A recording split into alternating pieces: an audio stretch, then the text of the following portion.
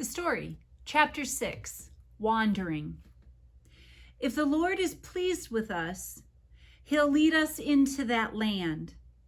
It's a land that has plenty of milk and honey. Numbers 14:8.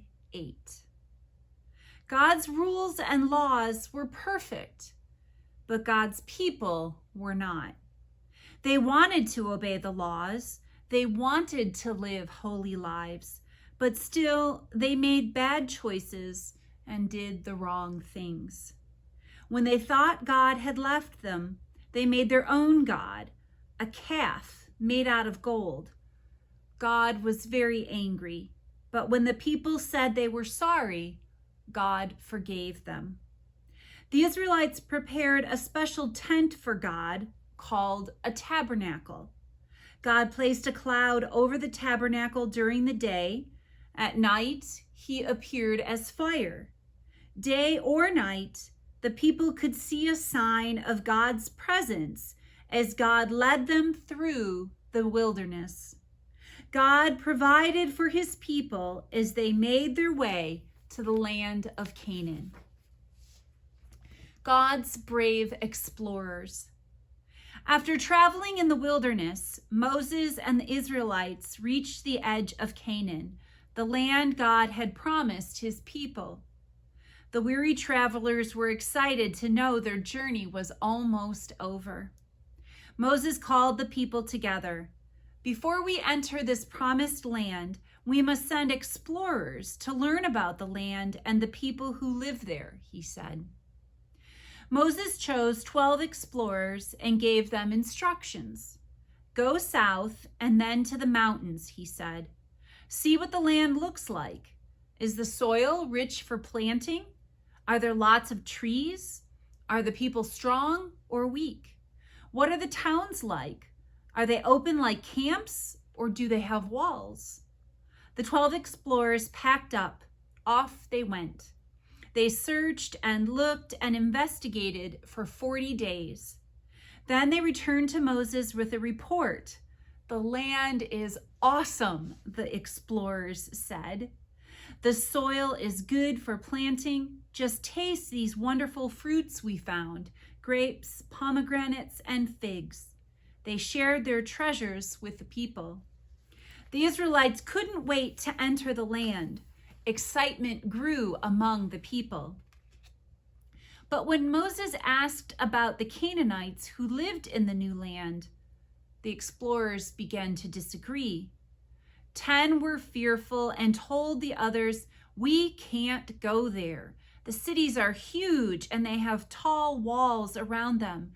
The people are large and strong. Some are as big as giants.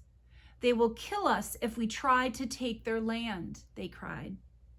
The fears of the 10 explorers quickly spread through the camp. "We were better off back in Egypt living as slaves," the people protested. But 2 explorers, Caleb and Joshua, were not afraid.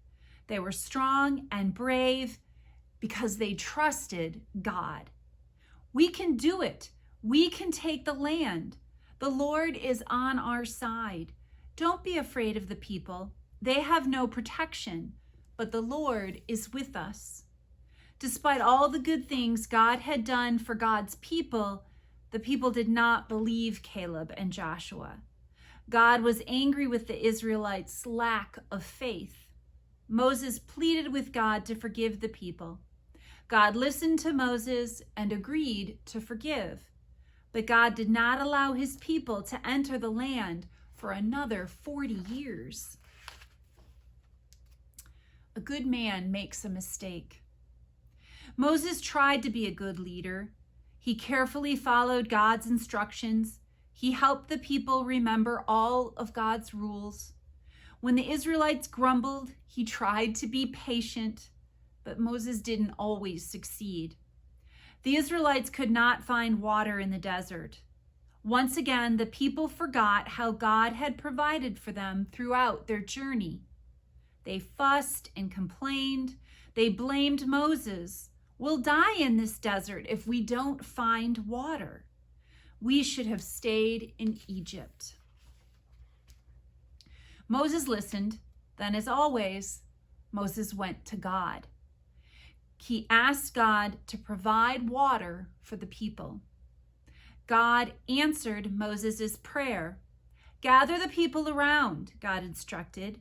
Take your walking stick and go to a rock I will show you. Talk to the rock, and water will flow. Moses and his brother Aaron gathered the people who were still griping and grumbling.